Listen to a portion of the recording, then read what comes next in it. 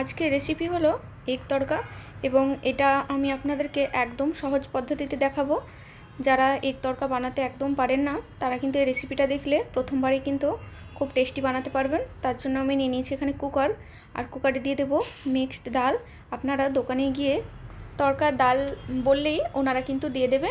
তারপরে আমি এখানে গোটা গরম মশলা, নুন, হলুদ আর লঙ্কা গুঁড়া দিয়ে দেবো। এগুলো দেওয়া হয়ে গেলে জল দিয়ে দেবো, দিয়ে কুকারে সিটি দিয়ে দেবো। আমি এখানে 6টা সিটি দিয়ে দেবো। 6টাতেই কিন্তু এই তড়কার ডালটা খুব ভালোভাবে সেদ্ধ হয়ে যাবে। তারপর এখানে নিয়ে নিয়েছি সর্ষের তেল, তাতে জিরে ফোড়ন দিয়ে দিলাম আদা রসুন, আর এইগুলো দিয়ে খুব ভালো করে আমি ভাজা ভাজা করে নেব, যাতে এই আদা রসুনের কাঁচা গন্ধটা চলে যায়। তারপরে এখানে দিয়ে দেব কুচানো পেঁয়াজ দিয়ে হালকা করে ভেজে নেব। পেঁয়াজটা একটু হালকা করে ভেজে নেওয়ার পরে দিয়ে দেবো এখানে কাঁচা লঙ্কা কুচানো।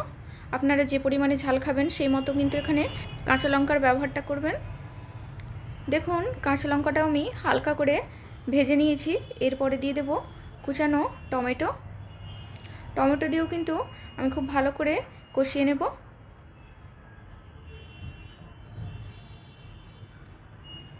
টমেটো দিয়ে হালকা কষানো হয়ে গেলে আমি এবারে দিয়ে দেবো মশলা। তার জন্য আমি দিয়ে দিচ্ছি হলুদ গুঁড়ো। এখানে আমি 2 চামচ হলুদ গুঁড়ো দিলাম, 2 চামচ লঙ্কার গুঁড়ো দিয়ে দেব। তারপরে দিয়ে দিচ্ছি 2 চামচ ধনে গুঁড়ো, আর দিয়ে দেব 2 চামচ জিরের গুঁড়ো। আপনারা এখানে চাইলে কাশ্মীরি লঙ্কাটাও দিতে পারেন, ওতে কালারটা কিন্তু খুব ভালো আসে। আমি এখানে দিলাম না। দেখুন মশলাটা আমার খুব ভালো করে কষানো হয়ে গেছে। তারপরে আমি এখানে দিয়ে দিচ্ছি ডিম। এই অবস্থাতেই কিন্তু আপনাদেরকে এখানে ডিমটা দিয়ে দিতে হবে। আমি এখানে 2টো ডিম দিলাম। ডিমটা দেওয়া হয়ে গেলে তারপরে আবার কিন্তু খুব ভালো করে ভাজা করে নেব।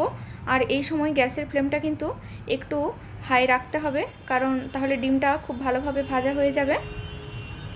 দেখুন ডিমটা খুব ভালো করে ভাজা করে নিয়েছি।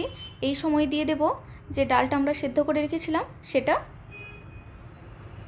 আর ডালের জল শুদ্ধ কিন্তু এখানে দিতে হবে। দিয়ে আমি খুব ভালো করে কিন্তু কষিয়ে নেব।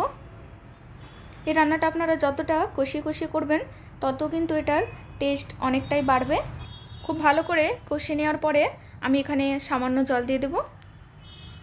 যেহেতু ডালটা একদমই সেদ্ধ হয়ে গেছে, এখানে বেশি জল দেওয়ার দরকার নেই, অল্প পরিমাণে জল দেব।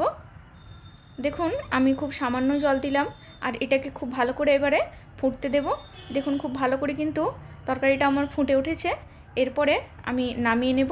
নামিয়ে নেওয়ার পরেই আমি এতে তড়কা দেওয়ার জন্য একটা প্যান চাপিয়ে দেব। সেটাতে দিয়ে দেব সর্ষের তেল আর কুচনো রসুন। এটাকে খুব ভালো করে ভাজা করে নিয়ে দিয়ে দেব লঙ্কার গুঁড়ো, আর এই ফোড়নটা আমি দিয়ে দেব তড়কার উপরে।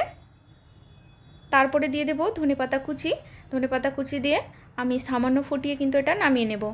এই ধরনের আরও ভালো রেসিপি দেখার জন্য আমার চ্যানেলটিকে সাবস্ক্রাইব করবেন, আর এই রান্নাটা কেমন লাগলো আমাকে কিন্তু জানাতে ভুলবেন না।